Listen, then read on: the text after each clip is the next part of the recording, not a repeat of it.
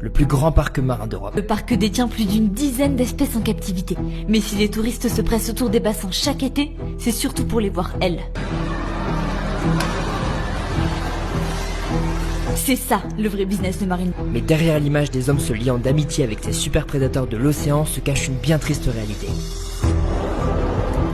Des animaux forcés à adopter des comportements absolument pas naturels, à réaliser des chorégraphies dans une musique assourdissante, aux nageoires complètement affaissées et affamées pour rester dociles.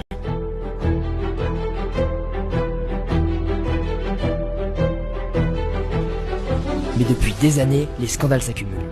Notamment à cause des mauvaises conditions de détention. À peine un mois plus tard, Moana meurt, à seulement 12 ans. Un âge encore juvénile pour cette espèce qui a autant d'espérance de vie que l'homme dans la nature. Dans le parc, aucune orque n'a survécu plus de 35 ans. Et puis la dernière nouvelle est tombée. Le parc a décidé d'envoyer les orques dans un nouvel enfer, au Japon. Pendant 2 mois, le parc n'a plus donné aucune nouvelle des orques.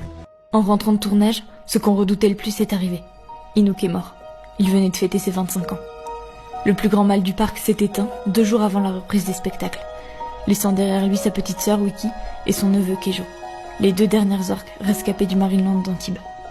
Depuis quelques années maintenant, un peu plus de 2 ans, One Voice a travaillé vraiment avec des experts internationaux pour une solution de sanctuaire, c'est-à-dire une grande baie de semi-captivité qui se trouve au Canada, en Nouvelle-Écosse plus précisément.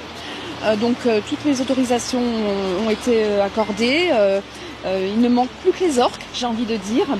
Il faudrait tout simplement que Marineland accepte le dialogue. Cela fait 2 ans, plus de 2 ans maintenant que nous demandons de nous asseoir autour d'une table avec le parc.